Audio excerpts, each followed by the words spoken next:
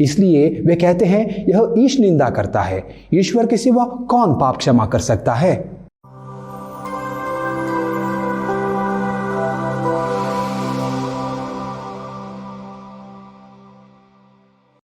ख्रिस्त में प्रिय भाइयों एवं बहनों, नबी इसायास के ग्रंथ से लिए आज के पहले पाठ में पिता ईश्वर के कार्यों का वर्णन किया गया है। वह पृथ्वी को पुनर्स्थापित करता है, कैदियों को रिहा करता है, मृतकों को जीवन प्रदान करता है और निर्वासितों को घर लौटाता है। संत यूहन्ना के 5वें अध्याय से लिए आज के सुसमाचार में ईश्वर का शरीरधारी पुत्र प्रभु यीशु कहता है, पुत्र केवल वही कर सकता है जो पिता को करते देखता है। जिस तरह पिता मृतकों को उठाता और जिलाता है, उसी तरह पुत्र भी जिसे चाहता उसे जीवन प्रदान करता है। यीशु के इन शब्दों का क्या अर्थ है?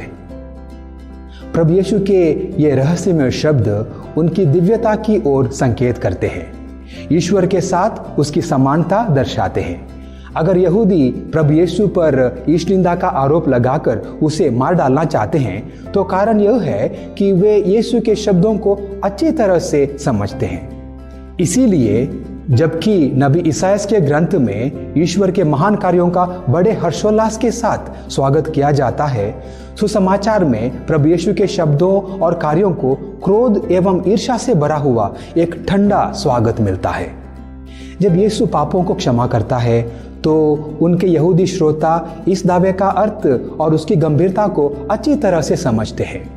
इसलिए वे कहते हैं यह ईश निंदा करता है, ईश्वर के सिवा कौन पाप क्षमा कर सकता है? इसी प्रकार जब यीशु भयंकर तूफान को अपने एक शब्द मात्र से शांत करता है तो शिष्य अपना आश्चर्य व्यक्त करते हैं, क्योंकि पुराने नियम के अनुसार केवल इस्राएल का ईश्वर ऐसे चमत्कार कर सकता है। हमारे प्रभु यीशु के शब्द तथा कार्य यह प्रकट करते हैं कि वह एक साधारण धार्मिक नेता, साधारण नबी या गुरु नहीं है। उन्होंने न केवल एक महान संदेशवाहक होने का दावा किया, बल्कि साक्षात ईश्वर होने का दावा किया। वह ईश्वर के बराबर है, वह साक्षात ईश्वर है। अपनी दिव्यता का रहस्य प्रभु यीशु धीरे धीरे प्रकट करते हैं। इसके लिए वह एक ऐसी भाषा उपयोग करता है जिससे उनके यहूदी श्रोता परिचित थे। उदाहरण के लिए यीशु स्वयं को मंदिर से भी महान कहता है। पहली सदी के यहूदियों के लिए यीशु का यह कथन न केवल आश्चर्यजनक था बल्कि असहनीय भी था। मंदिर ईश्वर का निवास स्थान था। स्वयं ईश्वर के अलावा मंदिर से महान कुछ भी नहीं हो सकता था।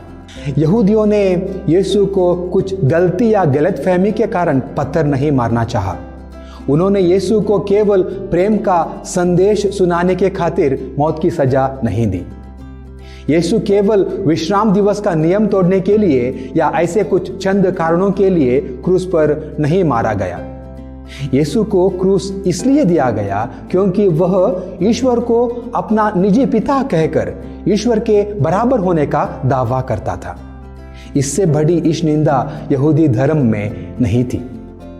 प्रिय भाइयों एवं बहनों, प्रभु यीशु ख्रिस्त में इस्राएल का ईश्वर स्वयं हमारे बीच निवास करने आया है। उसने कुंवारी मरियम से पवित्र आत्मा की शक्ति द्वारा शरीर धारण किया। हमारे विश्वास का केंद्र इसी रहस्यमय सत्य में समाहित है। थोड़ी परिष्कृत भाषा में कहें तो ईश्वर का एकलौता पुत्र जैसा था वैसा ही रहते हुए वैसा बना जैसा नहीं था। उसमें दो भिन्न स्वभाव हैं, मानव स्वभाव और दिव्य स्वभाव, परंतु वह एक है और अभिन्न है। आइए हम उसी प्रभु से प्रार्थना करें। हे प्रभु, भले ही तू ईश्वर था, तूने हमारे मानव स्वभाव अपनाया और दास का रूप धारण कर अपने को दीनहीन बना लिया। मरण तक, हाँ क्रूस पर मरण तक तू आज्ञाकारी बना रहा। तू हमारी इस दुनिया का एक नागरिक और मानव परिवार का एक सदस्य बन गया।